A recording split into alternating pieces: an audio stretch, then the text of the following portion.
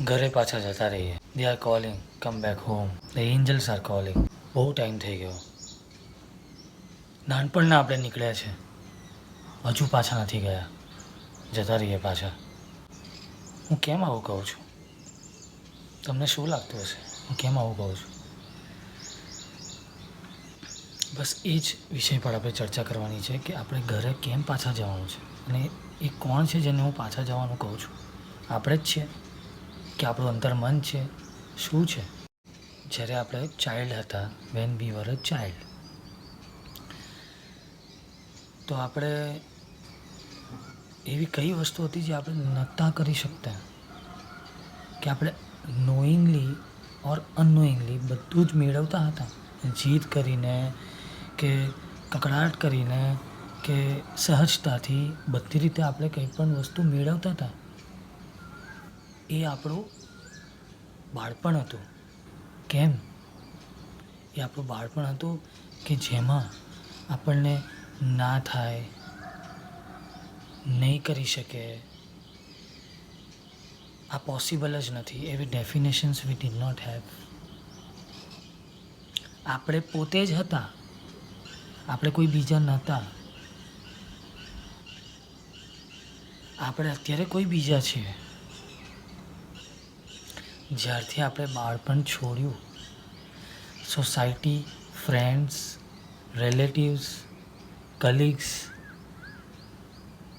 સાથે આવ્યા, એમાં કોઈનો વાંક છે એવું નથી કહેવા માંગતો.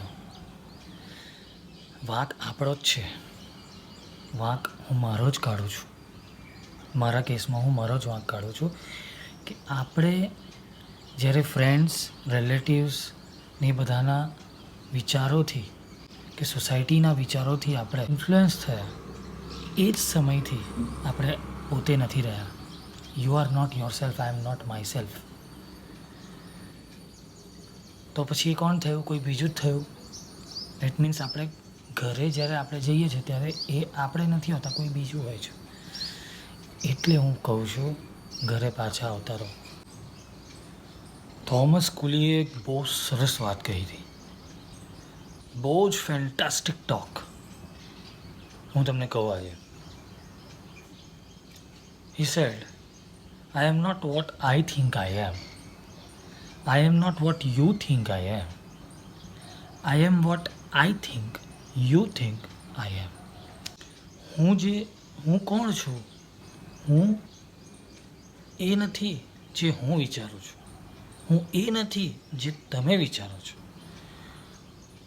હું એ છું કે જે હું વિચારું છું કે તમે જે કહેતા હશો એ હું છું. તમારા મત મુજબ જે હું છું એ મારા ખ્યાલથી હું છું. એનો કહેવાનો મતલબ એ છે.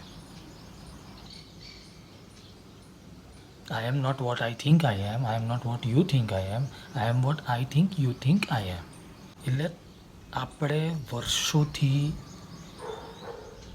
એક કવચ, બીજાના વિચારોનું, બીજાના ઓપિનિયન્સનું, બીજાના થોટ્સનું કવચ પહેરીને ફરી રહ્યા છે. એટલે આપણે પોતે નથી રહ્યા. અને એટલે જ હું કહું છું કે ચાલો પાછા ઘરે જઈએ. It's high time. જઈએ પાછા ઘરે. તો પાછા ઘરે કેવી રીતે જવાય છે?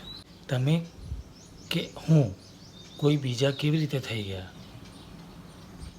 વી got influenced by somebody else's thoughts. કોઈના બીજાના વિચારો, થોટ, પર્સનાલિટીથી આપણે બદલાઈ ગયા, એનાથી આપણે ચેન્જ થઈ ગયા. રાઈટ? તો હવે આપણે પાછા કેવી રીતે આવીશું? We need to know our self. જે રીતે આપણે પેલા બીજા વ્યક્તિને ઓળખીએ છીએ અને એના વિચારો લઈ લીધા આપણે, રાઈટ? એવી જ રીતે આપણે પોતાને ઓળખવાની જરૂર છે. પોતાને એટલે બોડીને ઓળખવાની જરૂર નથી, અંતર્મનને ઓળખવાની જરૂર છે. Know yourself from within. Your inner સેલ્ફને તમારે જાણવાની જરૂર છે, મારે જાણવાની જરૂર છે. એ જો આપણે જે દિવસે જાણી લઈશું, યુ આર સ્ટ્રેટ અવે બેક હોમ. તમે સીધા ઘરે જ લેન્ડ કરશો. અત્યાર સુધી તમે એવો કોઈ પર્ટિક્યુલર ટાઈમ નથી કે નાનપણથી અત્યાર સુધી તમે ઘરની બહાર નીકળી ગયા છો. It's like whenever you started understanding things when you are a kid, તમે કદાચ 8 વર્ષના, 10 વર્ષના, 15 વર્ષના, તમે જ્યારથી સમજણા થયા ત્યારથી જ તમે બીજાના વિચારોને તમારા પર ઇન્ફ્લુઅન્સ થવા દીધા, અને એટલે જ ધીમે ધીમે ધીમે એ પરખ તમારા પર ચડી ગઈ, મારા પર એ પરખ ચડી ગઈ. તો એ પરખને આટલા વર્ષોથી જે ચડી ગયેલી પરખ છે એને ધીમે ધીમે સ્ક્રેચ કરીને કાઢવી પડશે ને. જો નો, તમારે એક જ ગોલ રાખવાનો છે કે I want to know my inner self. મારે પોતાના અંતર્મનને જાણવું છે. That's it. આ એક જ ગોલ તમારે હોવો જોઈએ. બહુ જ ઇમ્પોર્ટન્ટ પોઈન્ટ હતો, એટલે આઈ થોટ કે લેટ મી કવર ઇટ, અને મેં કવર કર્યો છે એવું મને લાગે છે. તમને કોઈ ક્વેશ્ચન્સ હોય તો તમે નીચે કમેન્ટમાં પૂછજો. I try my best to give the most satisfying answer. Thank you very much. જય શ્રી કૃષ્ણ.